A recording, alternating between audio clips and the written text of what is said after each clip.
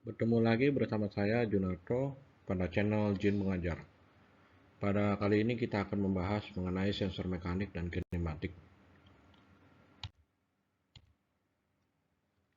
Ini ada beberapa contoh dari sensor mekanik dan kinematik. Namun kita akan membahas lebih detail dahulu dari bagian sensor mekanik. Nah, ini merupakan sensor mekanik atau salah satu jenisnya adalah strain gauge yang paling populer digunakan di dunia industri atau dunia aplikasi apapun ya.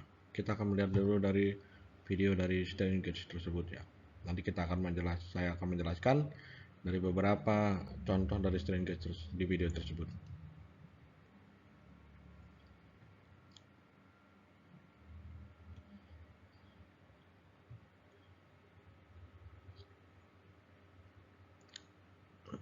Nah, dari sini kita bisa melihat bahwa strain gauge ini banyak sekali digunakan terutama di jembatan ya, untuk mengukur kekuatan dari jembatan tersebut ya, apakah masih aman untuk digunakan. Kita lihat lagi nanti video selanjutnya.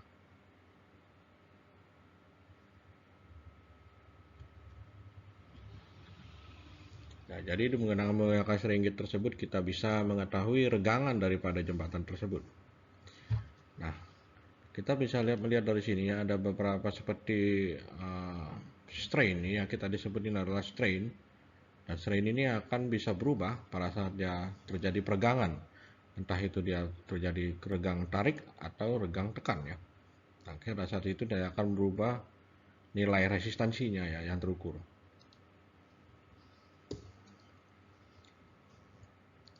Nah, dari strain gauge ini terdiri dari 3 bagian. Yang pertama laminate, yang kedua adalah sensing, yang ketiga adalah plastic film base. Plastic film base yang 3 lapisan ini, lapisan yang paling atas dan ke bawah, itu tujuannya adalah untuk melindungi daripada sensing elemen.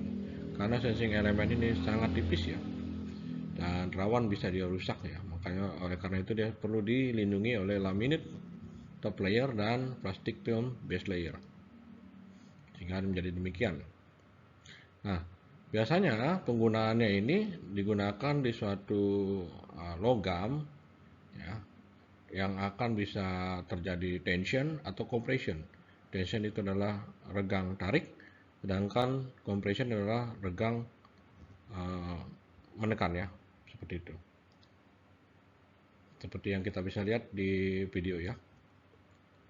Nah, nanti akan terjadi perubahan resistansi yang diakibatkan oleh regangan tersebut. Itu kita bisa melihatnya dengan menggunakan ohmmeter. Nah, ini adalah beberapa contoh daripada strain gauge, bentuknya banyak sekali ya. Dari macam kotak, yang ada yang lingkaran, ada yang model panjang ya, dan lain-lain. Itu tergantung dari aplikasi yang mau diinginkan.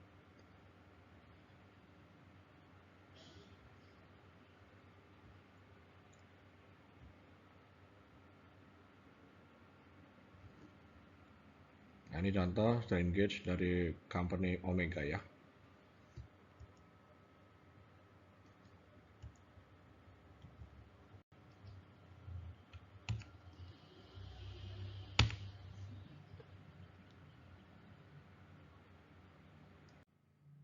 Oke, tadi setelah kita sudah melihat daripada video bagian-bagian yang membentuk daripada strain gauge, dan kita akan melihat lebih detail lagi pada gambar tersebut ya. Seperti yang bisa dilihat di gambar ya, di situ ada.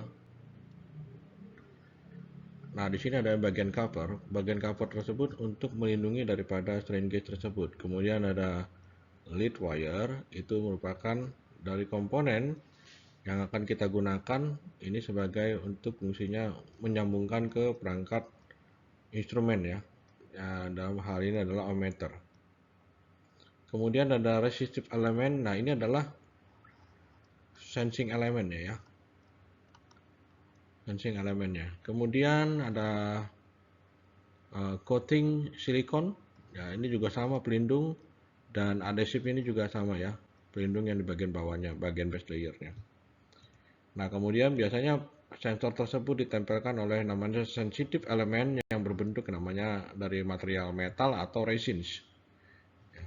Nah, kita bisa lihat di sini ya, daripada strain gauge dia bisa mengalami tension. Tension itu adalah regang tarik ya, ke kiri dan ke kanan, atau regang compression. Regang compression itu adalah menekan, yang akan menyebabkan resistansinya menjadi turun, sedangkan tension menyebabkan resistansinya menjadi naik. Nah, bagaimana cara kerja daripada strain gauge tersebut? Pertama, dia akan diberikan beban, kemudian beban tersebut akan dideteksi perubahannya oleh elemen daripada elastomer sensitif. Kemudian nanti berikutnya dia ada terukur strainnya. Ya, strain itu berupa peregangannya ya. Nah, dari peregangan tersebut nanti terjadi perubahan resistansi. Ya, resistansi tersebut nanti perlu dihubungkan dengan namanya jembatan rangkaian jembatan ya, rangkaian jembatan Wheatstone. Jadi kita akan lebih lanjut membahas itu.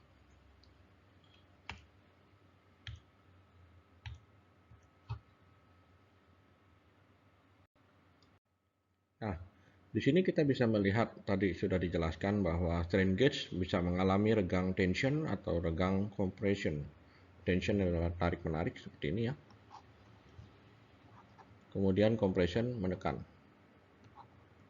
Nah, di sini kita bisa mendapatkan bahwa nilai strain merupakan rasio delta L ya. Ini adalah delta L ya, terhadap panjangnya ya. Panjang pada saat dia tidak mengalami peregangan ya.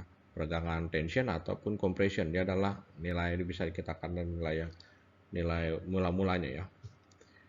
Nah, kemudian ada lagi di sini dinyatakan bahwa formula dari Gauss factor ini adalah rasio delta R per R dibagi rasio delta L per LO ya. LO di mana adalah panjang daripada strain gauge sebelum dia terdapat peregangan. Sedangkan yang R adalah resistansi pada saat resistansi tersebut belum terjadi peregangan ya. Nah, ini kalau kita lihat karakter ini adalah karakter sensor sensitivitas ya. Nanti kita lihat lagi lebih lanjut di slide selanjutnya ya.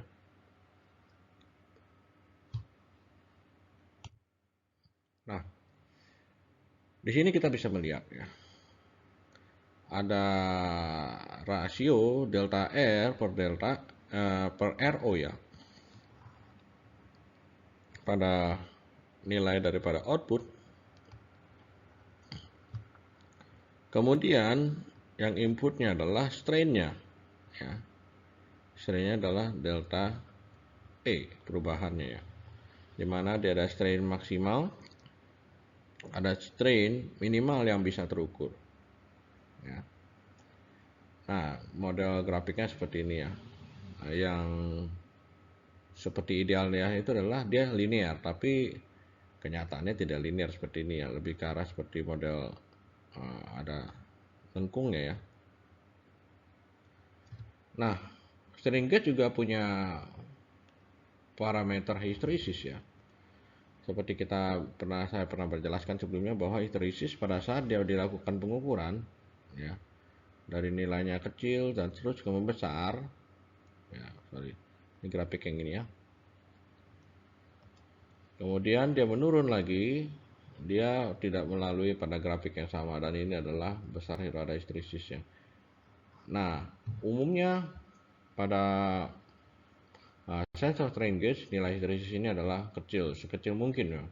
Karena kalau dia terlalu besar, perbedaannya itu juga menjadi menyulitkan dalam pengukurannya ya.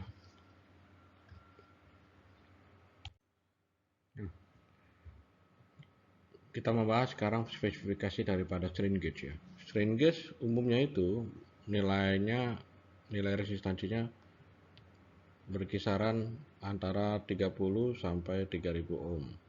Namun nilai yang paling umum ya yang digunakan biasanya 120, 350, 1000 ohm, dan biasanya nilai pada resistansi tersebut dipengaruhi oleh material resistive sensing yang digunakannya ya. Seperti ini adalah konstantan ini terdiri dari 45% dia adalah nikel, sedangkan 55% adalah cuprum ya, atau tembaga. Dan ini juga menyebabkan nilai daripada Gauss vektornya juga berbeda ya. Nah, biasanya pengukuran daripada nilai strain itu adalah strain dikali 10 pangkat min 3. Dan kemungkinan ya. Dan memang belum pernah ditemukan juga ya. Saya sendiri belum pernah menemukan ya, di mana delta R-nya itu lebih dari pada 1 ohm ya. Biasanya nilai delta R-nya kecil sekali ya, sangat kecil. Nah, oleh karena itu diperlukan suatu rangkaian untuk bisa membaca atau mengukur daripada resistansi tersebut. Berikut ini adalah rangkaian untuk bisa mengukur daripada resistansi yang dari strain gauge ya. Nah, ada beberapa konfigurasi rangkaiannya. Yang paling umum digunakan adalah konfigurasi rangkaian jembatan Wheatstone yang bisa kita lihat pada gambar sebelah kiri ya. Nah, di sini jembatan Wheatstone ini ada nilai R1, R2, R3, R4. Nah, kita bisa menghitung berapa nilai daripada Pout tersebut ya. Itu dengan menggunakan voltage divider ya. Maka untuk bisa mendapatkan nilai P plus yang ini, kita bisa dapatkan R3 per R3 plus R4 ya, dikali P eksitasi ya. Eksitasi adalah P sumbernya. Dan dikurangin di sini saya bisa simbolnya simbol Femin. Ini untuk yang R2 per R1 tambah R2 dikali P eksitasi, maka didapatkanlah P outnya demikian. Nah, itu rumus umum yang biasa digunakan di dalam jembatan Wheatstone. Ya, bagaimana kalau misalnya konfigurasinya sekarang namanya quarter bridge ya. Kenapa disebut quarter bridge? Karena hanya seperempatnya menggunakan strain gauge ya. Atau ini terdapat 4 resistor dan salah satunya itu dia menggunakan strain gauge ya. Maka nilainya akan bisa berubah. Dari sini kita bisa lihat, dari sini ada simbol ke atas ya. Simbol ke atas ini menandakan dia adalah tension, mengalami tension. Kalau dia mengalami tension, nilainya di sini adalah plus sebetar delta R. Ya. Delta R ini nanti kita bisa dapatkan dari nilai pada datasheet ya.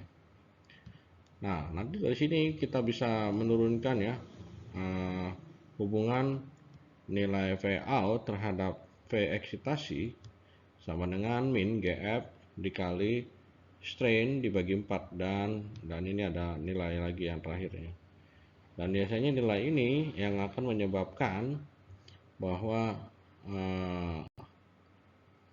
konfigurasi ini akan menyebabkan ketidaklinearannya. Nah, di sini ada beberapa penurunan rumusnya bagaimana bisa mendapatkan ini pada slide selanjutnya. Nah, ini tadi saya sudah jelaskan bahwa nilai P min adalah seperti ini ya. Ini adalah rumusnya. Dan P plus ini adalah rumusnya. Kemudian setelah kita sudah mendapatkan misalnya P min dan P plus, kita asumsikan ya bahwa nilai Rg sama dengan R3, R2, dan kita sebut dengan namanya R. Maka kita bisa mendapatkan P min sama dengan P ekstasi dibagi 2. Sedangkan P plusnya adalah yang ini ya, persamaannya. Oke. Nanti bisa diturunkan. Nah, maka P outnya adalah P plus dikurangin P min. Ini ya. Nah, kita substitusikan P plusnya adalah yang ini. Sedangkan P minnya adalah Vx dibagi 2. Maka kita akan mendapat persamaannya di bawah seperti ini.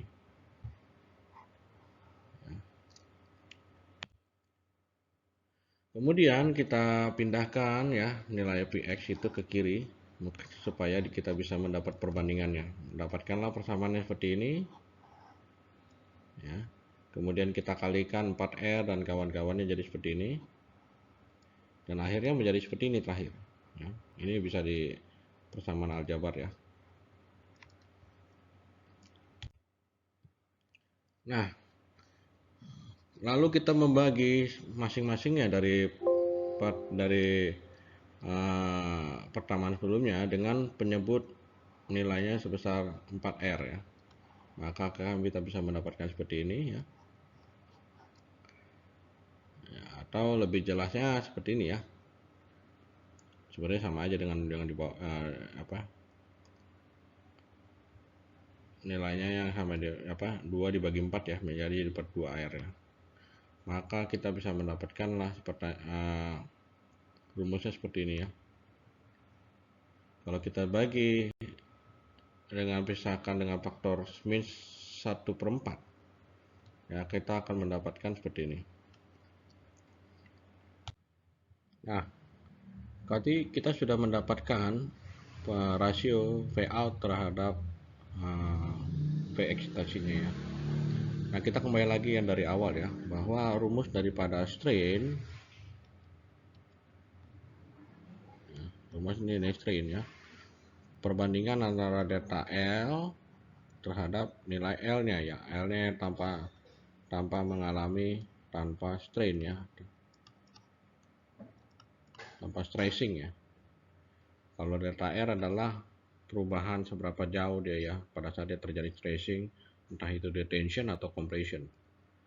Nah, kemudian kita mereview kembali lagi bahwa dari rumus daripada Gauss vector adalah rasio delta R per R dibagi rasio delta L per L0 ya, atau nilai panjang daripada strain gauge tanpa mengalami strain. Dengan demikian kita bisa mendapatkan delta R, rasio delta R per R merupakan sama dengan nilai Gauss vector dikali strainnya. Ya. Ini kita bisa mendapatkan dari persamaan ini ya. Nah, dari persamaan ini kita kombinasikan, kita substitusikan dengan persamaan yang sebelumnya ya.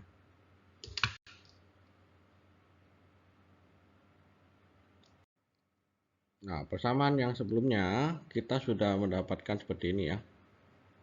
Ini adalah persamaan sebelumnya.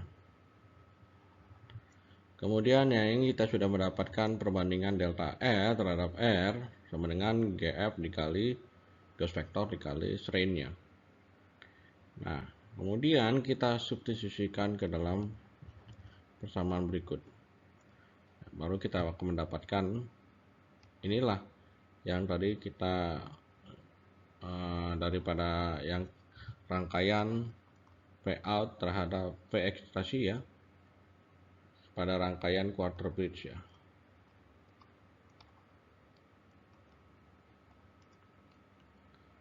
Nah, yang menyebabkan dari persamaan ini seperti yang ini ya, kita bisa lihat ya bawahnya ini.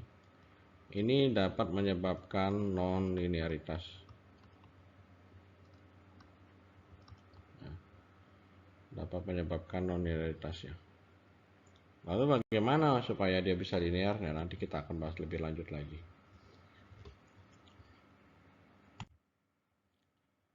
Nah, ini persamaannya akan menjadi seperti ini ya. Kalau kita lanjutkan, ini tadi kita sudah dapatkan seperti ini. Kemudian kita sederhanakan lagi, dapatlah seperti ini. Sebenarnya tidak terlalu banyak berbeda ya. Hanya buat mensimplify saja ya. Nah, umumnya kalau di dalam praktikal, ya umumnya yang ini kita abaikan, biasanya sih diabaikan. Tapi nih, nilai ini adalah menyebabkan non-linearitas ya. Menyebabkan ketidakakuratan ya atau errornya ya. Menjadi tidak linear. Nah, itu ya untuk persamaan daripada bagaimana menurunkannya ya dari persamaan dari rangkaian quarter bridge ya, Wheatstone. Oke, selanjutnya kita akan membahas mengenai sensor mekanik yang lainnya ya, yang kita sebut dengan force sensing resistor. Oke, yang pada layar ini kita bisa lihat ada contoh daripada komponen force sensing resistor ya. Force sensing resistor ini adalah dia mengindra. Sensing ini adalah mengindra apa? Mengindra tekanan atau force. Hasil perubahan daripada tekanan tersebut akan diekspresikan dalam bentuk resistansi, ya, itu sebabnya namanya resistor. Nilai resistansinya berubah akibat adanya perubahan tekanan. Ya, kita lihat daripada video ini ya. Nah, ini adalah contoh daripada force sensing resistor ya. Ukurannya sangat kecil dan pada saat dilakukan penekanan pada bagian ini ya, pada bagian yang lingkarannya itu akan terjadi perubahan resistansi seperti yang dilakukan di video ini. Nah, seperti itu ya, nilainya berubah pada saat dilakukan penekanan. Nah, ini ada orang yang mencoba melakukan demo ya, perubahan daripada tekanan tersebut akan menyebabkan outputnya resistansinya berubah, dan itu akan dirubah lagi menjadi terbentuknya perubahan tegangannya. Nah, ini hanya contoh-contoh saja daripada bagaimana cara menggunakan force sensing resistor ya. Tentu saja kalau kita mau menggunakan force sensing resistor ini, kita membutuhkan resistansi yang lainnya ya, supaya jadi membentuk suatu voltage divider ya. Jadi terjadi pada saat dia perubahan resistansi, maka dia akan mengaktifkan sesuatu seperti yang pada video ini, dia mengaktifkan lampu LED ya. Pada saat ditekan ya, pada saat ditekan lama, lebih tekan, akan lampu LED-nya menyala. Itu salah satu contoh aplikasi.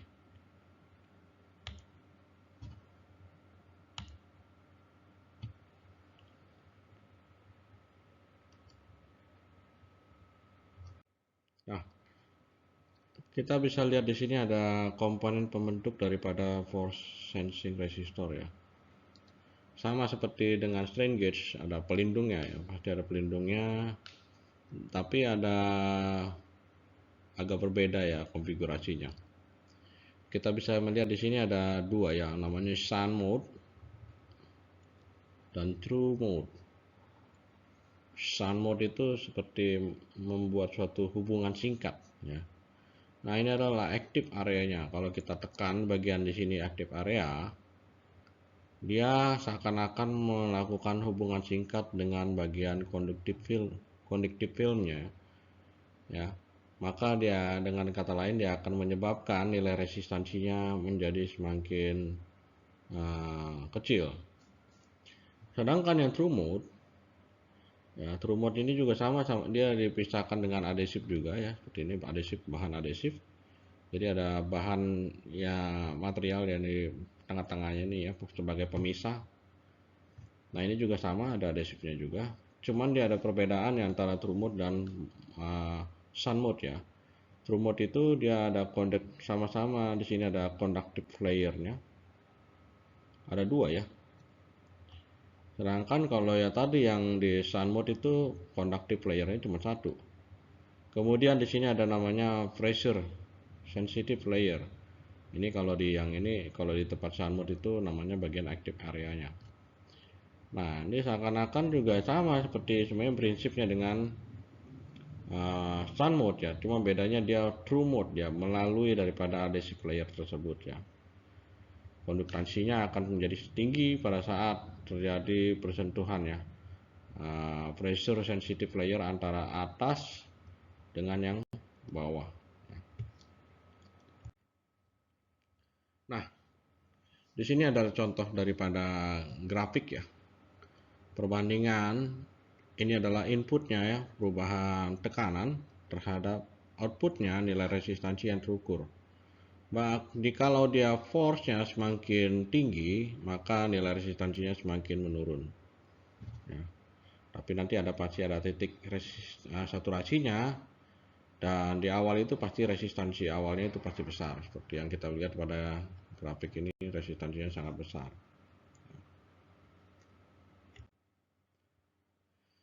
Nah, biasanya force sensing resistor ini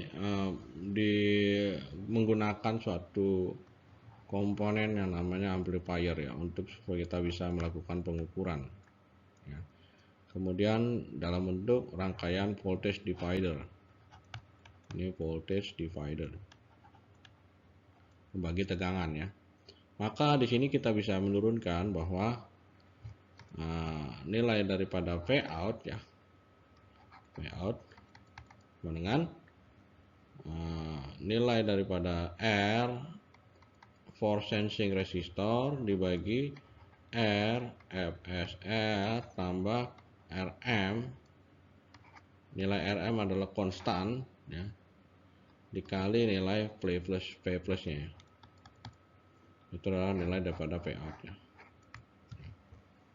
Nah, nilai Rm ini karena dia konstan, kita bisa melihat ya, dengan variasi nilainya 3 kilo sampai 100 kilo ohm. Nah, kalau karena dia bersifat konstanta, dia juga akan mempengaruhi nilai outputnya ya, nilai outputnya. Kalau 3 ohm ini grafik yang warna kuning, kalau 100 kilo itu yang warna biru yang atas. Jadi outputnya juga terpengaruh ya, berdasarkan dari hasil nilai daripada RM-nya ya. Nah, ini tadi yang rumus tadi yang kita sudah coba turunkan. Nah, juga ada sensor mekanik yang lainnya ya, namanya sensor load cell. Itu gambarnya ya sebelah kanan. Ini load cell ya. Load cell ini ya sebenarnya di dalamnya sama seperti ada komponen seperti strain gauge juga ya. Cuma biasanya yang ini load cell biasanya digunakan di jembatan juga untuk mengukur berat ya. Untuk mengukur berat. Sedangkan kalau kayak seperti strain gauge itu biasanya untuk mengukur strain ya, pergangan. Oke, kita lihat dulu video daripada load cell ya. Nah, ini salah satu bentuk load cell ya. Load cell juga mengalami tension dan compression ya.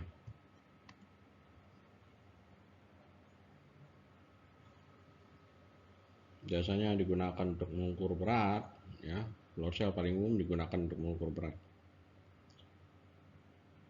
Nah, kita bisa lihat di sini ya, bahwa pada saat load cell diberikan applied suatu beban ya, beban diaplikasikan kepada sensor tersebut, akan terjadi namanya perpegangan ya, seperti pada gambar. Nah, kemudian ini kita membayangkannya seperti ada udara yang lewat ya. Kalau kita beri tekanan, maka udara yang lewat tersebut menjadi semakin mengecil ya. Itu contoh yang pada hidrolik ya. Gimana bagi seperti yang dengan oli, saya sama sepertinya ya.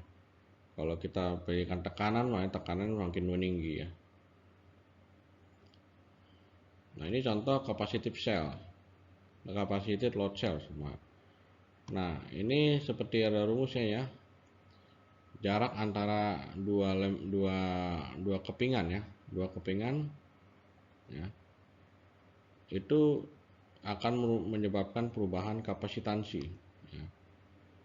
Nah, seperti itu ya, akan merubah kapasitansi akan perubahan kapasitansi akan menyebabkan perubahan tegangan.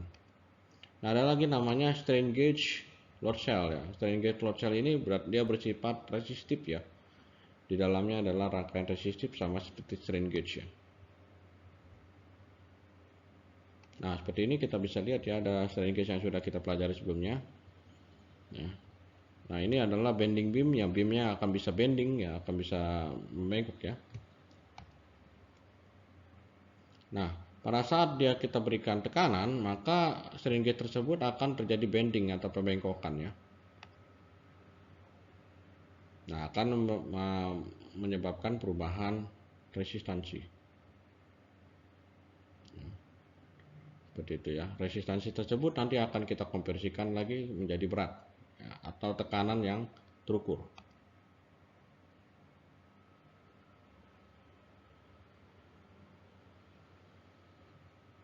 Nah, load cell ya, load cell itu ini adalah satu contoh load cell yang paling populer, S-beam load cell. Bentuknya seperti S ya, seperti huruf S. Kemudian miniatur compression load cell ya, ukurannya kecil. Kemudian tension link, ini biasanya untuk mengukur tarik ya, tariknya, regang tariknya. Kemudian ini bending beam load cell ya, di dalamnya ada strain gauge juga. Ada satu coba yang paling terkenal, company Omega ya, bergerak di bidang sensor strain gauge. Ya, di video sebelumnya kita sudah melihat beberapa jenis daripada load cell ya. Ya, ini adalah yang namanya bending beam. Dia akan mengukur apa ya, bengkok ya. Namanya bending itu pembengkokan ya. Kemudian shear beam, kemudian ada yang ukuran miniatur, ada yang kolom. Ya. Ini beberapa jenis daripada load cell ya. Nah, di sini kita lihat dulu ya load cell yang jenis bending beam ya. Bending beam itu dia membengkokkan ya, membengkokkan. Nah, di sini ada suatu persamaan ya, di mana G ini adalah bengkok ini biasanya untuk mengukur berat seperti yang dari pada gambar di sini ya. Kita lakukan taruh suatu benda yang memiliki berat dan dia akan terjadi compression. Ya, compression ini pada bidang load cell-nya. Nah, hasil dari kompresi tersebut kita gunakan untuk mengukur berat ya, nilai beratnya. Nah, rumusnya adalah seperti ini. Push signal adalah tegangan ya, yang terukur dari load cell. Kemudian referensi UE adalah tegangan referensinya daripada load cell. Kemudian LRC, LRO, ini kita bisa lihat di sini. Rated capacity daripada load cell-nya, dia secara rata-rata untuk mengukur berapa beratnya ya. LRO adalah rated output daripada load cell ya, satuannya 1 mV per volt. Nah, seperti itu ya, maka kita akan mendapatkan berapa berat daripada benda yang terukur tersebut ya. Ini biasanya bending beam memang digunakan untuk mengukur berat. Oke, selanjutnya kita akan membahas daripada sensor kinematik. Ya, kinematik. Contohnya adalah sensor LVDT ya, Linear Variable Differential Transformer. Nah, dari kata-katanya kita lebih mudah bisa memahami ya daripada sensor tersebut. Yang perlu kita ketahui adalah dia adalah punya transformer atau punya trafo. Trafo yang diferensial, berarti ada dua trafo atau dua gulungan. Dari hasil dua gulungan tersebut ya, itu digunakan untuk pengukuran secara linear yang berubah-ubah. Makanya namanya linear variable ya. Perubahan secara linear. Linear variable itu adalah perubahan secara linear ya. Nanti kita akan lihat dari video ini bagaimana cara kerja daripada LVDT.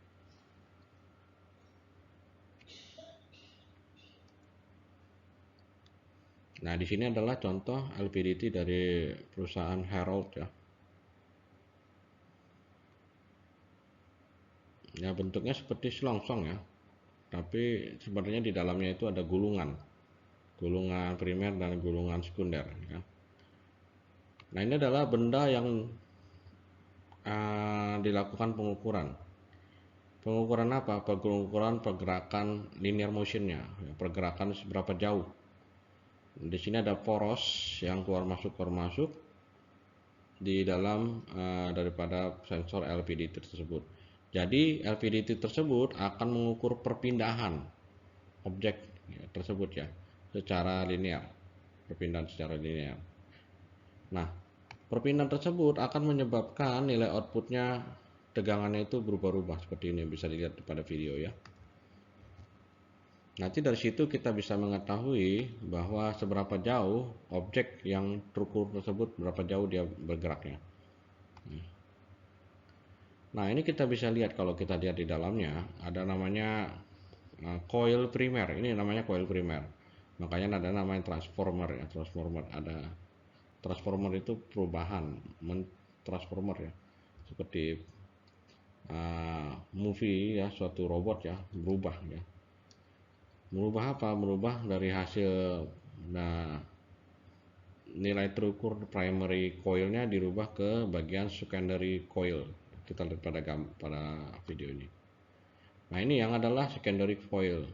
Secondary coil ini yang kiri kanan ya, ada secondary-nya ada dua.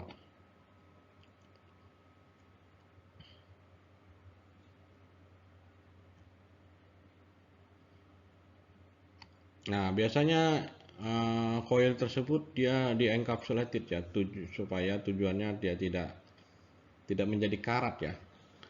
Karena biasanya kelembapan itu bisa menyebabkan karat ya, seperti yang dijelaskan pada video tersebut.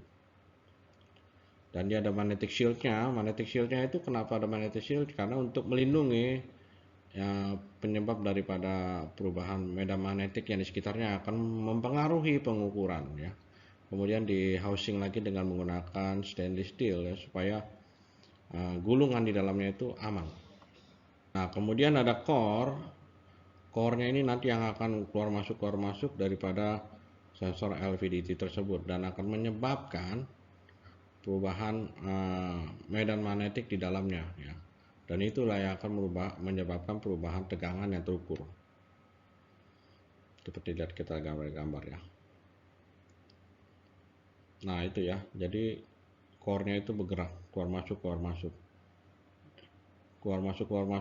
yang disebabkan dari perpindahan dari objek yang terukur. Nah, frictionless ya. Frictionless. Nah, di sini kita lihat di sini ya. Pada video di sini ada secondary 1, secondary 2. Nilai daripada pengukuran coil primer terhadap secondary 1 dan primer terhadap secondary 2 akan menyebabkan perbedaan tegangan output yang kita lihat di sini seperti tegangan harus bolak-balik ya. Nah, seperti itu ya. Perbedaan tegangannya yang kita ukur. P1 dengan P1 terhadap pengukuran tegangan P1 dengan S1 terhadap P1 dan S2 ya, seperti itu. Nah, akibatnya outputnya seperti itu. Nah, oleh karena itu nanti biasanya dibutuhkan yang namanya signal conditioner ya, untuk merubah supaya bisa dibaca di dalam laptop atau controller lainnya. Nah, ini adalah sangat precise sekali untuk LVDT, sangat reliable karena dia dilindungi dalam suatu selongsong ya. Durable itu sudah pasti ya, kita bisa lihat dari material saja cukup reliable ya untuk bisa digunakan di dalam suatu industri. Nah, ini biasanya digunakan buat di industri-industri seperti ini ya, yang membutuhkan kepresisian pengukuran daripada posisi ya. Kita menggunakan LVDT. Nah, ini contoh LVDT dari company Harrold ya. Nah, ini contoh-contohnya. Bentuknya ya seperti silinder pneumatik ya, tapi itu sebenarnya adalah LVDT. Ya, nanti bisa lihat lagi beberapa sensor-sensor LVDT lainnya dari perusahaan Harrold ya. Nah, ini tadi yang kita sudah lihat di dalam video ya. Namun saya akan menjelaskan lagi bahwa ada core-nya yang keluar masuk. yang menyebabkan perubahan tegangan antara primary secondary 1, ini S1, ini S2, primary ya, primary terhadap primary S1 tegangannya berapa terukur, dan terhadap primary coil terhadap S2 coil ya, maka akan kita bisa mengukur tegangannya berapa, seperti itu. Nah, ini adalah komponen-komponen pembungkus daripada LPDT tersebut ya, bisa dilihat pada gambar. Nah, ini tadi yang sudah kita lihat di dalam video ya.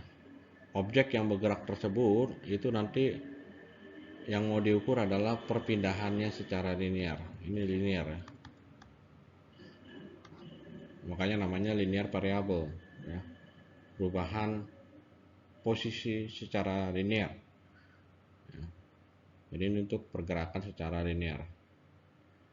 Nah, ini nanti dari amplitude ini dia kan berbentuk modelnya arus searah ya. Karena dia model arus searah, kita butuh rangkaian penyearah biasanya. Penyearah ya. Supaya arahnya menjadi satu ya. Jadi satu arah ya. Tidak harus bolak-balik lagi supaya menjadi searah. Nah, ini adalah contoh LPDT 1901 ya. Ini dari produknya New Tech Sensor ya. Ini kita bisa lihat ya, pengukuran linear measuring range ya. Ini dia sangat kecil, plus minus 8 mm. 8 mm, tapi dia punya toleransi 10% ya. Jadi plus minus 8 mm. Jadi pergerakannya sangat kecil sekali. Ya. Sangat kecil sekali. Nah, akurasi full scale-nya dia pokoknya error ya plus minus 1%, sangat bagus sekali ya. Kita lihat pada video tersebut ya. Untuk mengukur, kita bisa mengukur daripada debit air ya dengan menggunakan LPDT. Nah, jadi pada saat debit airnya menurun, LPDT-nya core daripada LPDT dia ke bawah. Ya, ke bawah. Maka seakan-akan nilai tegangannya misalnya meninggi ya pada saat dia ke bawah. Pada saat dia naik, airnya naik, maka core-nya akan menjadi naik ke atas juga, ya, akan tegangannya jadi turun seperti itu. Seperti yang kita bisa lihat pada layar ya. Jadi yang diukur adalah perubahan tegangannya. Ya, perubahan tegangannya. Nah, ini adalah controllernya yang sudah dilakukan penyearah ya. Jadi output dari LPDT itu pasti dia harus bolak-balik. Tapi pada saat setelah di output dimasukkan ke dalam suatu controller, harusnya menjadi arus searah ya. Jadi dia bisa diukur. Lebih mudah, memudahkan pengukurannya, pembacaan pengukurannya. Nah, kemudian ada sensor mekanik lainnya ya. Itu namanya Hall effect. Ini gambarnya seperti gambar transistor, tapi ini sebenarnya Hall effect. Ya, di dalamnya ada komponen tertentu ya, tapi ini bukan transistor ya. Walaupun kakinya 3 seperti ini, tapi ini bukan transistor. Ini adalah Hall effect ya. Sensor mekanik ya. Oke, kita akan melihat video berikut ini ya, mengenai cara kerja daripada sensor Hall effect. Nah, ini ya tadi saya katakan ya, sensor Hall effect seperti transistor ya.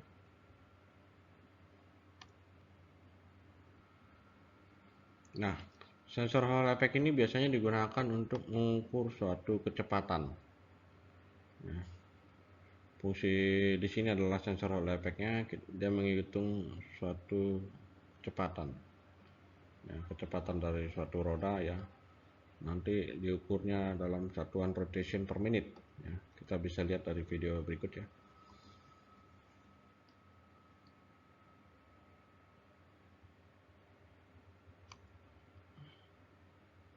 Nah, di sini ada mem kompas dan proximity, itu nanti yang kita lihat lagi. Dan terakhir saat ini kita akan fokus ke bagian Hall effect-nya. Bagaimana Hall effect tersebut bisa mengukur daripada kecepatan roda tersebut ya. Nah, di sini ada Hall effect, ada seperti ada plat ya. Plat plat berkonduktivitas. Kemudian kita berikan tegangan ya, sumber tegangan seperti ini. Ini plat logam ya. Nah, akan terjadi elektron ya menjadi mengalir seperti ini. Pada saat terjadi elektron ini mengalir pada plat tersebut, kita berikan suatu medan magnetik seperti yang pada gambar ini ya.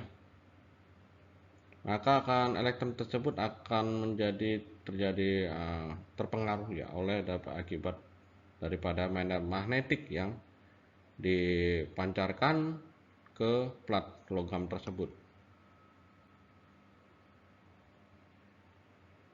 Nah, kita lihat ya. Nah, seperti itu.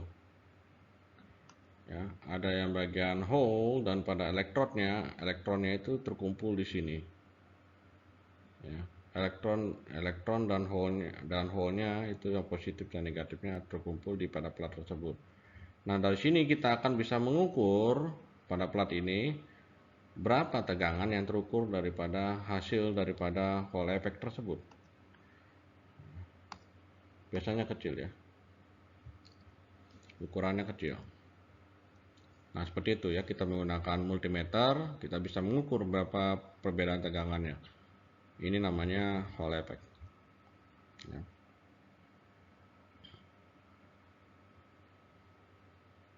Ya, ada perbedaan tegangan. Nah, ini lebih jelas lagi, kita bisa lihat ya.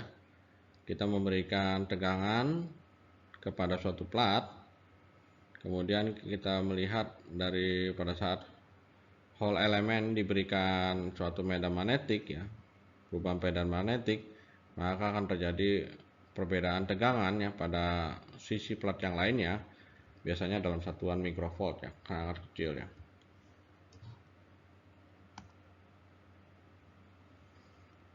Nah, dari perubahan nanti itu kita bisa mempergunakan banyak hal ya daripada Hall effect tersebut ya. Nah, karena dia ukurannya sangat kecil, biasanya kita gunakan amplifier yang mempunyai gain tinggi ya, supaya nanti bisa ukurannya lebih mudah untuk dibaca ya. Nah, hasil daripada pengukuran tersebut masih bersifat analog. Nah, supaya untuk bisa digunakan atau dibaca dengan lebih baik, kita biasanya ubah menjadi digital output ya. Ini biasanya dengan menggunakan Schmitt trigger. Nanti kita akan lihat ya model rangkaiannya seperti apa. Jadi outputnya daripada amplifier tersebut adalah sinyal analog ya, sinyal analog. Cuman untuk lebih mudah lagi dibaca, kita menggunakan komponen lainnya ya, supaya nanti outputnya menjadi digital output ya. Ini di sini ada berikutnya adalah namanya Schmitt trigger. Schmitt trigger ini adalah hasil perubahannya itu nanti kita akan melihat dia nilainya 1 dan 0. 1 dan 0 ya. Kalau 1 berarti ada perubahan, kalau 0 tidak ada perubahan misalnya. Nah, bagaimana cara kerjanya kalau kita lihat pengukuran kecepatan pada suatu roda ya. Di sini ada medan magnetik yang akan permagnet-magnetnya yang akan kita gunakan. Kemudian di sini ada Hall effect sensor. Nah, ini adalah gapnya sangat dekat dibandingkan yang titnya ya, bayang bawah. Nah, kita bisa lihat ya, saya berhentikan dulu. Ini dia gapnya semakin kecil, tapi pada saat gapnya seperti ini, nah ini gapnya semakin besar. Pada saat dia semakin besar, terjadi perubahan medan magnetik yang akan mempengaruhi juga tegangan yang terukur yang pada di bawah sini, bagian bawahnya ya. Nah, itu adalah tegangannya nanti yang terukur. Jadi seakan-akan kita bisa mengukur seberapa cepat ya kecepatannya daripada roda tersebut ya. Demikian dari video tersebut ya. Kita next selanjutnya. Nah, di sini kita lihat ya, tadi kita sudah membahas bagaimana daripada Hall effect tersebut bekerja. Ya, ada medan magnetik ya yang menembus, yang mempengaruhi elektron bebas yang mengalir pada plat logam. Kemudian ini adalah tegangan hole-nya yang terukur, P-hole ya. Nah, rumusnya adalah seperti ini. Dipengaruhi oleh nilai resistansi daripada Hall effect Resistansi mana? Resistansi daripada plat tersebut. Kemudian arus yang dilalui melalui sensor tersebut. Kemudian thickness daripada sensor tersebut, thickness daripada ketebalan plat tersebut. Dan magnetic flux. Magnetic flux itu didapatkan dari nilai hasil kuat medan magnetik daripada magnet tersebut ya. Nah, ini plat tersebut biasanya materialnya ini ada beberapa macam di sini ya. Nah, kita bisa melihat di sini elektron mobility ya. Yang paling banyak itu adalah INSB. Dengan demikian dia punya nilai sensitivitas paling tinggi. Karena dia elektron mobility-nya tinggi juga, maka akan menyebabkan band gap-nya juga kecil. Jadi dia untuk melompat elektron tersebut nggak butuh energi besar, ya, nggak butuh energi besar. Nah demikian ya. Jadi itu yang perlu diperhatikan. Elektron mobility itu akan menyebabkan juga nilai band gap-nya itu semakin kecil ya. Elektron mobility semakin tinggi, maka band gap-nya juga semakin rendah.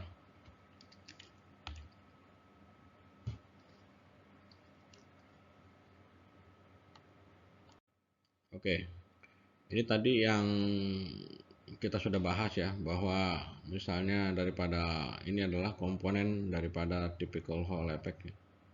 Di dalamnya itu biasanya ada voltage regulator, Hall effect sensor, kemudian amplifier, kemudian ada Smith trigger. Ya, dimulai misalnya dikasih supply tegangannya ya kepada Hall effect sensor, kemudian dikuatkan dengan menggunakan amplifier. Tapi output di sini masih berupa analog. Ya, analog yang terukur adalah yang ini, rumusnya adalah pH sama dengan RH dan bla bla bla ya. Nah, supaya dia bisa outputnya terukur menjadi digital, kita menggunakan yang namanya Smith trigger.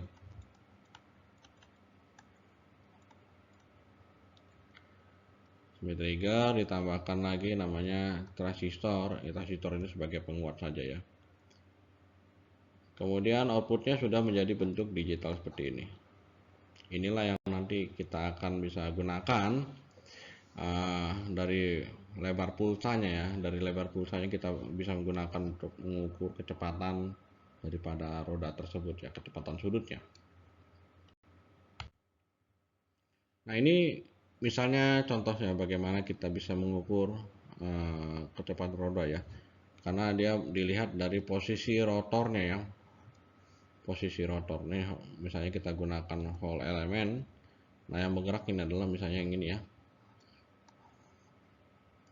magnetnya bergerak, Hall effect-nya diam ya, maka dia akan terjadi perubahan medan magnetik ya. Perubahan kuat medannya jadi berubah, nilai B-nya berubah ya. Jadi nilai B-nya itu berubah karena perubahan daripada posisi magnetiknya. Nah itu akan menyebabkan tegangannya itu jadi naik turun seperti ini. Ini adalah sinyal analog ya. Ini nanti yang sebelum dibikin jadi sinyal digital kotak seperti ini.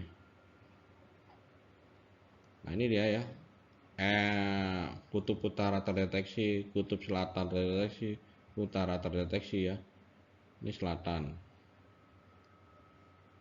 Nah ini adalah utara. Ya nanti kalau di pertengahan seperti ini ya, antara utara dan selatan dia akan mengecil biasanya. Jadi ini mengecil di sini. Nah, nilai tegangannya terukur jadi mengecil. Jadi kayak seperti setengah-setengah lah ya, nggak maksimal.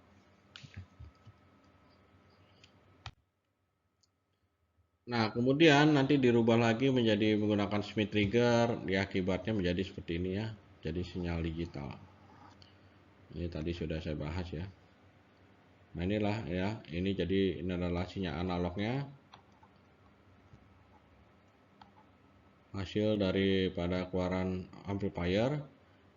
Sedangkan hasil analog kemudian dimasukkan kepada komponen Smith trigger, maka dia akan jadi sinyal digital. Digital lebih mudah dibacanya ya daripada yang analog.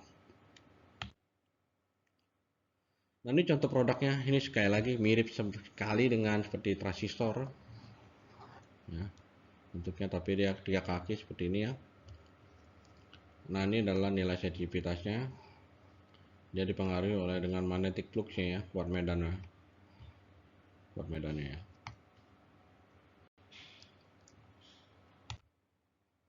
Nah, kemudian ada lagi sensor kinematik lainnya, namanya sensor MEMS. MEMS itu adalah Micro Electromechanical System. Ya, kita lihat dulu dari video tersebut ya. Ini merupakan teknologi MEMS, ini adalah yang biasa kita gunakan untuk pengukuran akselerasi atau dia sensor gyroskop ya. Ini banyak sekali gunanya. Nah, MEMS ini micro itu ukurannya mikro. Electromechanical berarti dia ada elektroniknya, ada prinsip mechanical-nya di dalam komponen tersebut ya. Dia dalam bentuk sistem. Jadi di dalam sistem tersebut ada elektroniknya, ada mechanical-nya, dan dia ukurannya berukuran mikro, namanya MEMS. Ya, jadi dari namanya itu udah mudah untuk dipahami. Nah, itu contoh-contoh daripada MEMS ya, untuk mengukur akselerasi gyroskop ya. Itu salah satunya bisa digunakan switch. Biasanya untuk ada di HP, untuk di jam, di mobil ya. Nah, mengukur akselerasi berjalan dari seseorang ya. Dari situ kita bisa mengukur berapa stepnya ya untuk lari ya. Nah, dari itu nanti kita bisa konversi lagi berapa jauh. Nah,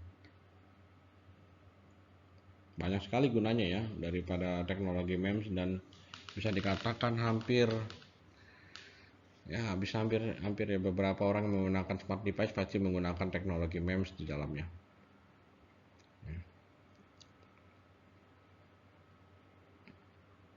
Nah, cara kerjanya ini adalah cara kerja di dalam chip tersebut ya, ada pergerakan mekanik seperti yang dilihat pada gambar ya. Ini dia pengukuran daripada akselerasi ya, seperti ini ya. Nanti perubahan ini akan terukur secara elektronik yang akan diukur ya, makanya namanya elektronik, ada elektronnya ya. Nah, penggunaannya biasa digunakan untuk healthcare, industrial atau IoT, banyak sekali ya penggunaannya di sini. Nah, MEMS itu karena dia ukurannya mikro, kecil sekali ya. Bahkan lebih kecil daripada tungau ya. Tungau itu hewan kecil yang biasanya hidupnya itu di tempat tidur ya, berdebu itu biasanya banyak tungaunya ya. Kita bisa lihat di sini, ini adalah MEMS ya. Ini ukuran daripada MEMS. Ini adalah tungaunya. Kecil sekali ya, ukurannya dari 100 nano sampai 100 mikro. Jadi dia sudah seukuran bakteri, sudah seukuran pollen, sudah seukuran human hair masih gede ya.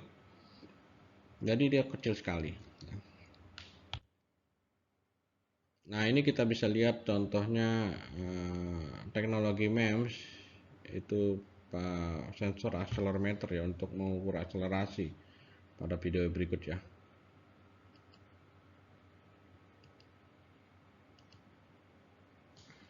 Nah, ini teknologi botch ya. Ada seseorang yang membongkarnya, isinya ada apa di dalamnya ya. Nanti dia akan menggunakan mikroskop elektron ya untuk bisa melihat apa yang ada di dalamnya. Dia mencoba membongkar chipnya. Nah, didapatkan di dalamnya ya, ada namanya processing ASIC. Itu untuk semacam microcontroller ya. Dan ini adalah MEMS sensornya. ASIC ini untuk memproses hasil pengukuran yang diukur oleh MEMS sensornya. Nanti kita akan lihat bagian dari MEMS sensor tersebut. Nah, dia sangat kecil sekali ya. Ini ada orang membongkarnya. Nah, ini adalah ukurannya. Ini adalah daripada teknologi MEMS ya, untuk mengukur akselerasi atau disebut juga dengan akselerometer. Nah, dia besarkan sampai 100 kali, 500 kali. Nah, ini udah ukurannya 100 mikrometer, bisa dilihat pada video ya. Dia ukuran 100 mikrometer, nggak kelihatan ya. Bahkan kalau kita menelan ini pun kita nggak tahu itu ya. Nah, itu dia ya. Itu adalah komponen-komponen mekanis yang di dalamnya yang dirusak-rusakin oleh yang menginvestigasi ya apa isi daripada sensor tersebut ya. Ini adalah komponen-komponen mekanisnya ya. Nah, bagaimana dengan gyroskop? Ya tidak jauh beda ya dengan yang akselerometer sebenarnya ya. Gyroskop itu jadi dengan gyroskop itu biasanya kita bisa mengukur suatu kemiringan ya. Kita lihat lagi di dalamnya. Nah, ini kalau dibesarin 50 kali ya dengan menggunakan mikroskop elektron seperti ini. Ya, teknologi manusia udah cukup canggih ya untuk bisa membuatnya seperti ini ya. Dan bisa diperbuatnya banyak. Nah, ini komponen-komponen mekanis yang di dalam dan elektronik ya. Nah, itu dia sangat kecil sekali ya. Laser trim ya. Kalau di Indonesia saya belum tahu ya ada bisa membuat ini atau enggak. Jadi menarik ya. Ini dari channel YouTube. Nah, ini contoh daripada jembatan Wheatstone ya. Konfigurasi rangkaian lainnya ya. Ini tadi kita sudah bahas di awal ya. Nah, ini yang tadi pertama yang kita bahas adalah quarter bridge.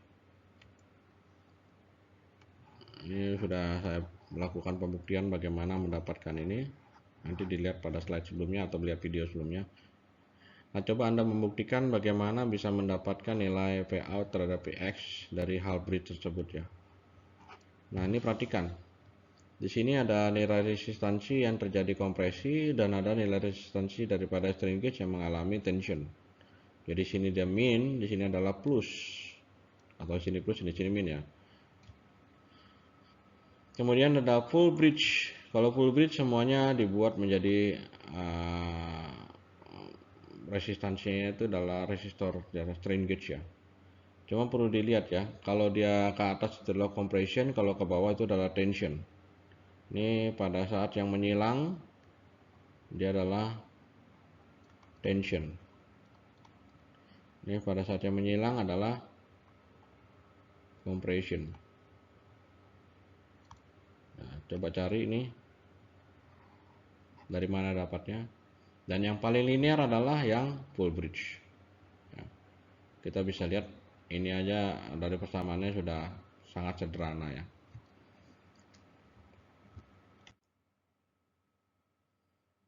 Kemudian ini adalah LPDT, bagaimana cara menghitung nilai daripada Eout ya.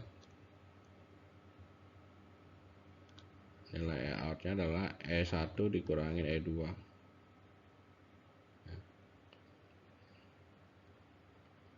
Ini juga sama, pada saat dia core-nya maksimal ke kiri, maksimal ke kanan. Ya. Nilainya itu kita bisa lihat di sini E1 dikurang E2, kemudian di sini E2 dikurang E1. Ini aja udah berbeda ya. Nah, kalau dia di tengah-tengah dengan primary-nya nilainya E-outnya jadi 0. Ya, makanya jadi dia kalau pada saat dia di sini nilai 0, ini berarti dia core-nya ada di tengah. Ya, berarti kalau yang di sini berarti core-nya itu bisa yang ini adalah kiri, kalau yang bawah itu adalah core-nya di kanan, misalnya gitu ya. Tergantung kita melihat dari mana. Ini penggunaan daripada LPDT. Ini keunggulan LPDT ya. bisa dilihat ya, repeatability-nya bagus, pengukuran akurat ya, bisa baca ya. Dan keuntungan kelebihannya. Kemudian ini adalah MEMS ya. Teknologi MEMS bagaimana dia bisa melakukan akselerasi ya, pengukuran akselerasi. Ini bisa dilihat dari persamaan rumusnya ya, turunannya ya. Bisa dilihat, coba diturunkan. Nah, ini contoh komponen daripada MEMS ya, komponen-komponen pembentuknya.